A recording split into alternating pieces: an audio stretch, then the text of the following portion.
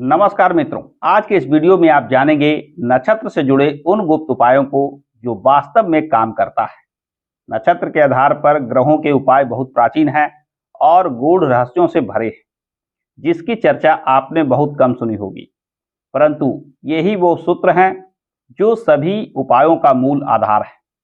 यदि आज के इस वीडियो को आपने अच्छे से समझ लिया तो आप भी अपने रूठे हुए भाग्य या किस्मत को बदलकर सफलता की ऊंचाइयों पर पहुंच सकते हैं। मित्रों, आज के इस वीडियो में मैं 3 प्रमुख बिंदुओं में मैजिक ऑफ नक्षत्रा रेमेडी को बहुत ही सरल भाषा में समझाऊंगा।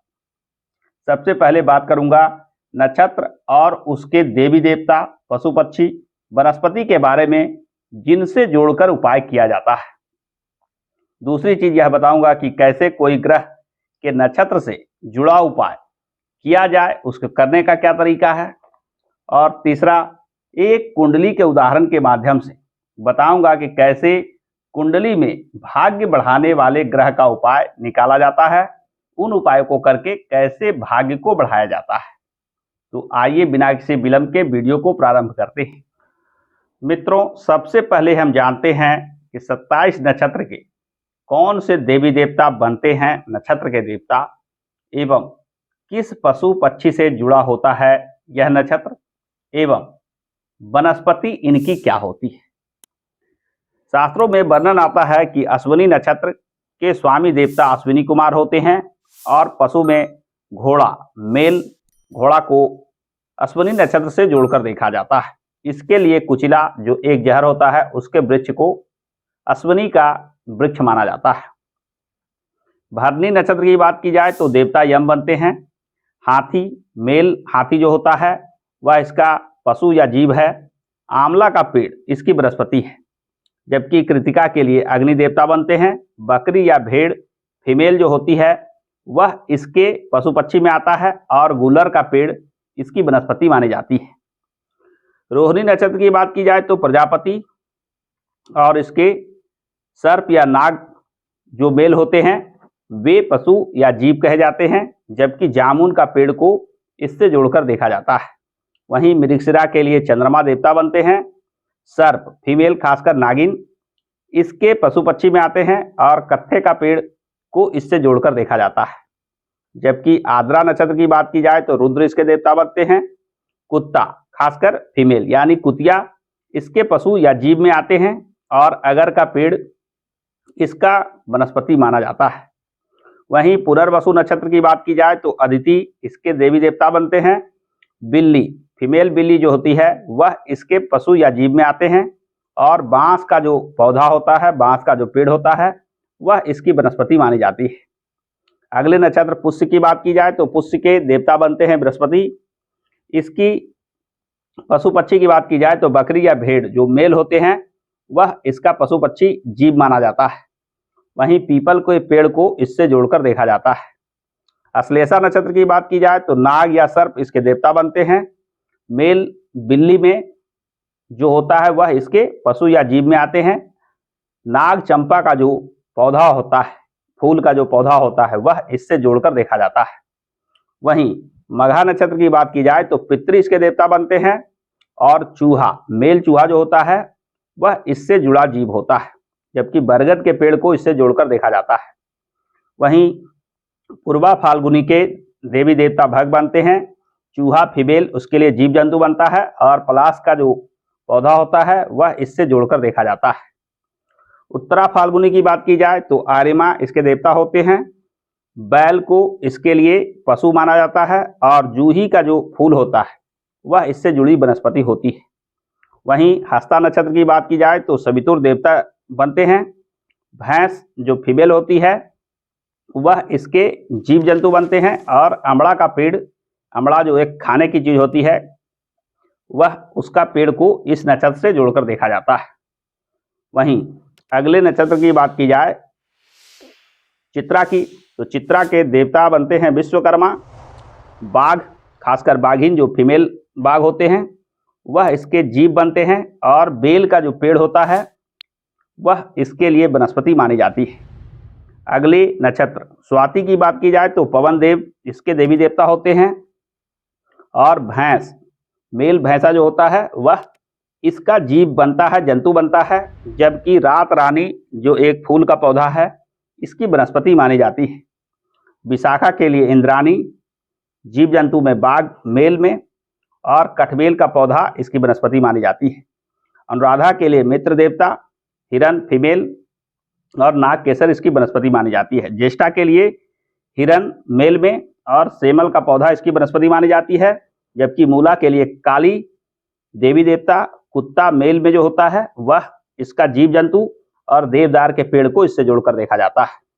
जबकि पूर्वाषाढ़ा के लिए आपस देवी देवता, बंदर मेल जो होता है वह इसका जीव जंतु, और बेंत का पौधा इसकी वनस्पति मानी जाती है।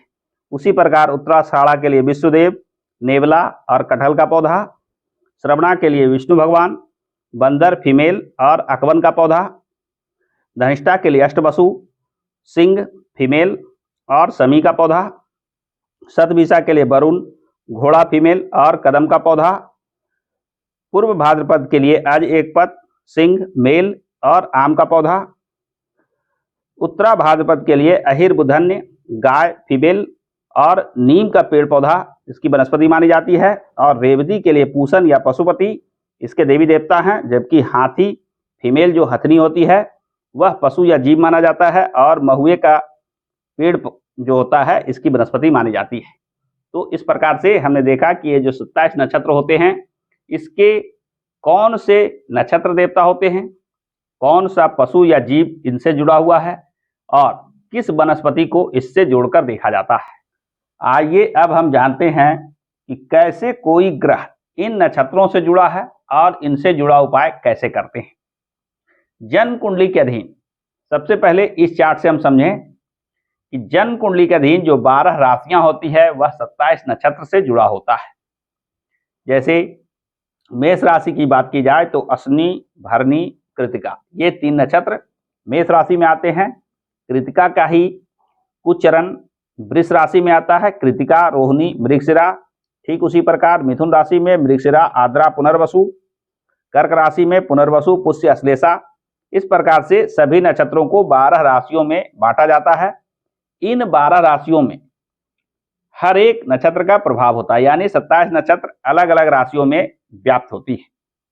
हमें अपने जन्म पत्रिका में किसी खास ग्रह को मजबूत बनाना है तो सबसे पहले हमें देखना होगा कि वह ग्रह किस राशि में विराजित है, और जिस राशि में विराजित हैं वह किस नक्षत्र में आता है, किन नक्षत्रों का प्रभाव उस राशि में है, और सूक्ष्मता से जब हम देखेंगे कि वह खास ग्रह किस राशि में किस नक्षत्र में विराजमान है, वह ग्रह जिस नक्षत्र में विराजमान होते हैं वह नक्षत्र से जुड़े देवी देवता हो, पशु पक्षी के जुड़े उपाय हो, या उनसे जुड़े वनस्पति का उपाय हो, ये उपाय करने से वह खास ग्रह नक्षत्र के प्रभाव से अपने सुप्रभाव को बढ़ा देता है, जो जीवन में सफलता देने वाला उपाय बन जाता है।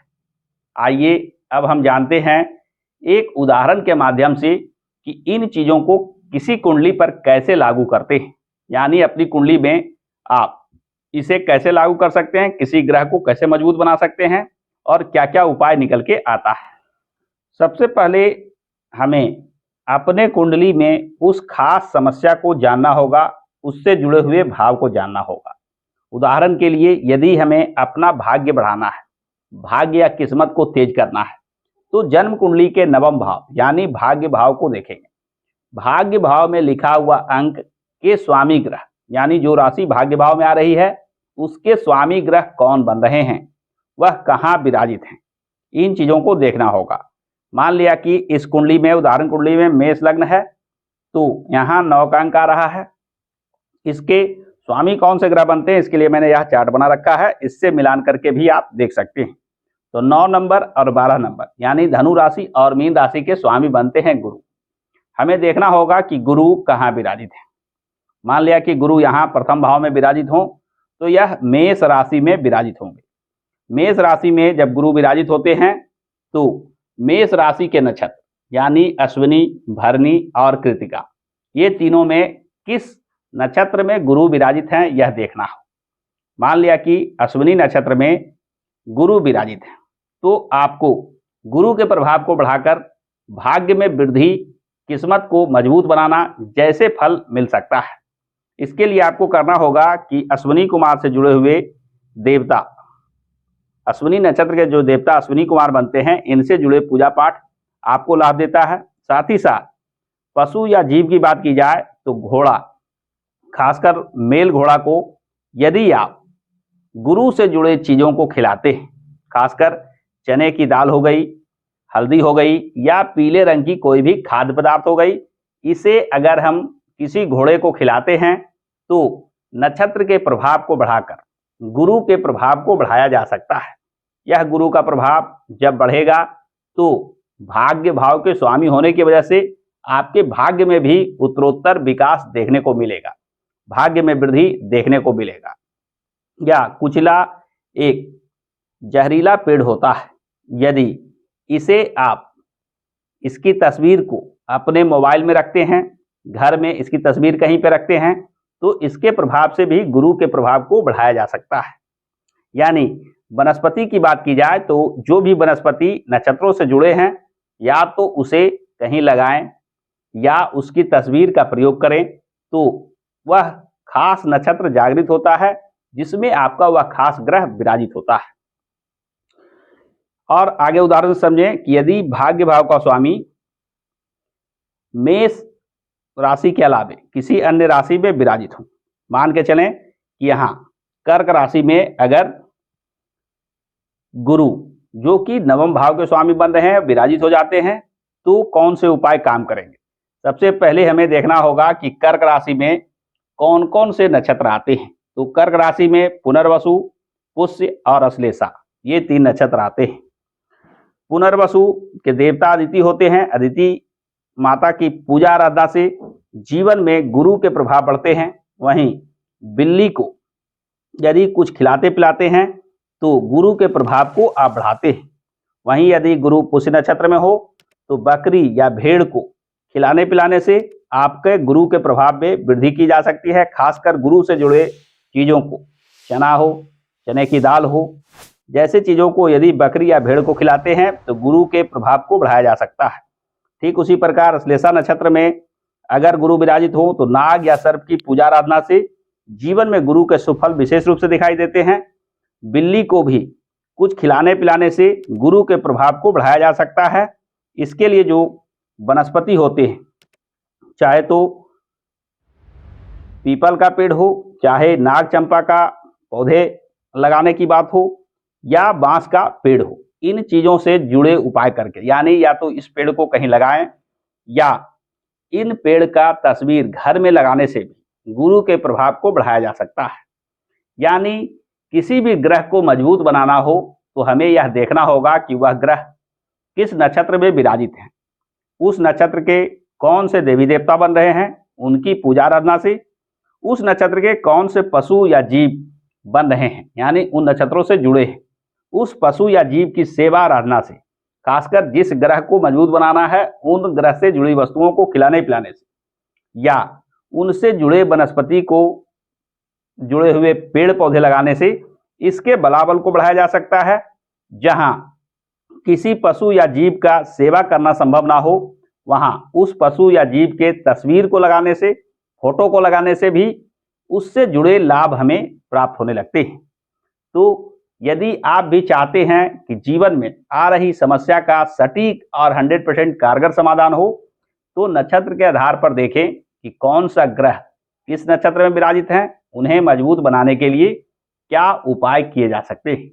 यानी नक्षत्रों को समझकर, उनसे जुड़े देवी देवता, पशु, जीव या वनस्पति को जानकर यदि समुचित उपाय करते हैं तो निश्चित मानिए कि जीवन में जो वह ग्रह कमजोर होकर, पीड़ित होकर शुभ फल नहीं दे रहे थे, वे धीरे धीरे शुभ फल देने लगेंगे और जीवन में किस्मत के बंद दरवाजे खुलने लगेंगे, तरक्की, सफलता प्राप्त होने लगेगी। तो आज के वीडियो में बस इतना ही। आशा करता हूं कि आज का यह वीडियो आपको पसंद आया होगा। यदि वीडियो पसंद आया हो तो वीडियो को लाइक और शेयर करना ना भूलें। और हाँ, हमारे इस चैनल को सब्सक्राइब करके बेल आइकन को अवश्य दबा लें, क्योंकि मैं इस चैनल पे इस प्रकार के ही ज्ञानप्रद वीडियो लेकर आता रहता हूँ। हमारे साथ अंत तक बने रहने के लिए आपका बहुत बहुत धन्यवाद।